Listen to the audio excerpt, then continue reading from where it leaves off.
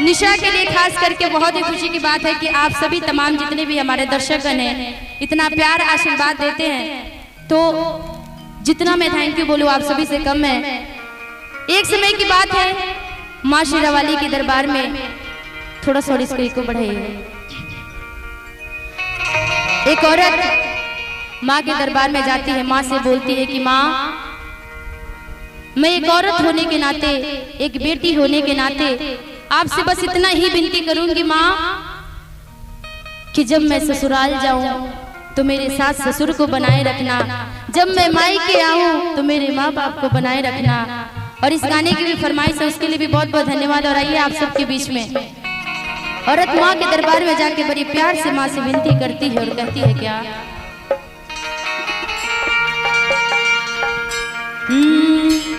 कि बनल रहो नई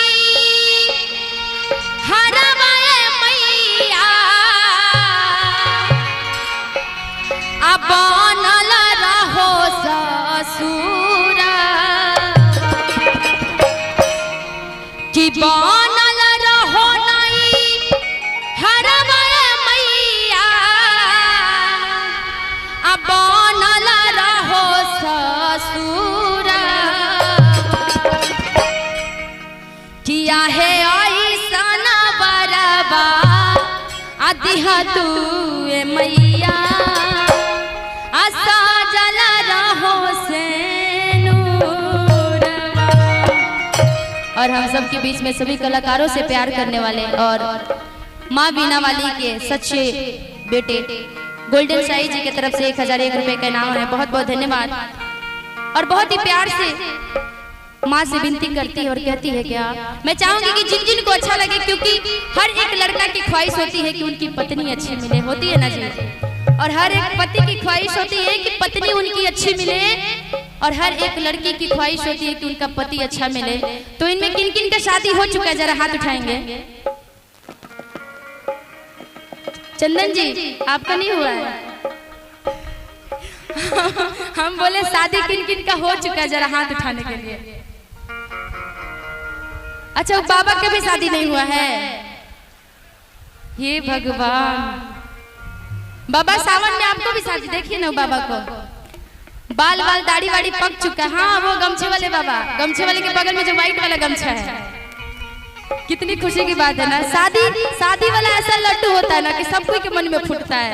देखिए बाबा भी, वो भी शादी करना चाहते हैं। तो जिन जिन की शादी नहीं हुई है, मैं चाहूंगी कि वो सब भी अपने माँ से दुआ करेगी कि उनकी पत्नी अच्छी मिले, और बाबा चाहते हैं कि उनका दोबारा शादी हो, तो फिर से दोबारा उनकी शादी होगी।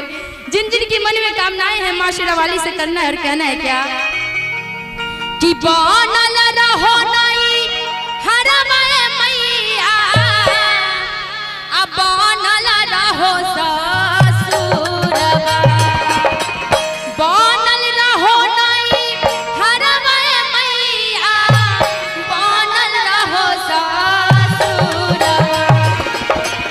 जब चाहेंगे कि जितना अच्छा मैं नहीं गा रही हूँ ना, जितना अच्छा हमारा म्यूजिक नहीं बज रहा, जितना अच्छा हमारा साउंड है, उससे ज्यादा अच्छा हमारे पब्लिक यहाँ पर बजाएंगे ताली। जरा कैमरा वाले भैया थोड़ा कैमरा पीछे कीजिए ना। जरा हम चाहेंगे जो फोन में फोटो ले रहे हैं, वीडियो ले रही, वो तो चल जाएगा, जो खाली बैठे ना थोड़ा सा ताली के साथ में आप लोग आइएगा। और हमारे बीच में पूरा म्यूजिशियन टीम आप जो देख रहे हैं, हमारे अंजलि भैया का पूरा टीम है, और आप लोग जानते ही होंगे इनके बारे में। तो मैं चाहूंगी कि इनसे भी अच्छा आप लोगों को ताली बजाने, क्योंकि इनसे अच्छा कोई बजाता नहीं है जल्दी, सबसे फेमस म्यूजिशियन है। तो मैं चाहूंगी कि आप लोग ताली इतना अच्छा बजाइएगा कि ये भी कहेंगे कि अरे भाई मानना पड़ेगा, चकिया में गए थे तो चकचका आ गए ना जी। थोड़ा सा ताली के साथ में, कि बनल रहो नई हरवाए मैया, बनल रहो ससुरवा, जल्दी बनल रहो नई हरवाए मैया, बनल रहो ससुरवा, आहे ऐसन बरबा दिहा तू मैया, साजल रहो से नूरवा, आहे ऐसन बरबा दिहा तू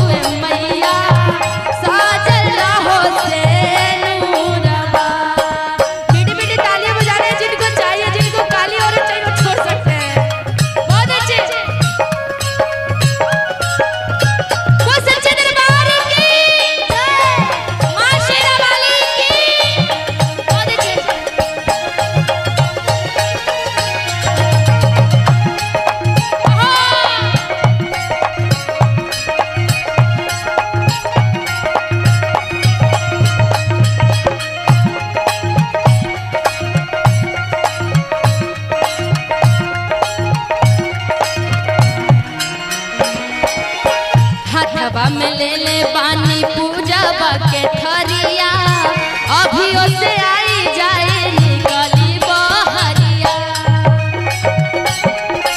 मीठी मीठी गाली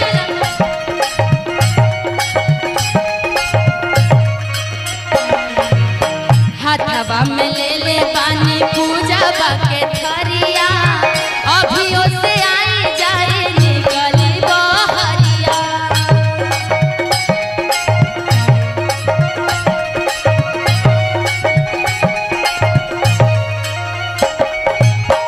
बनल रहो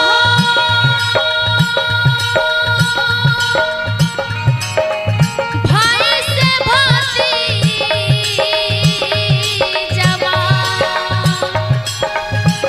बनल रहो नहीं घरवा मैया, बनल रहो ससुरवा, बनल रहो नहीं घरवा मैया, बनल रहो ससुरवा। आहे ऐसन बरवा दिहा तुए मैया, साजल रहो सेनुरवा। आहे ऐसन बरवा दिहा तुए मैया, साजल रहो सेनुरवा। आहे ऐसन बरवा दिहा तुए मैया, साजल रहो सेनुरवा। आहे ऐसन बरवा दिहा तुए मैया, साजल रहो सेनुरवा। किया है ऐसन बरवा दिहा तुए मैया, आसा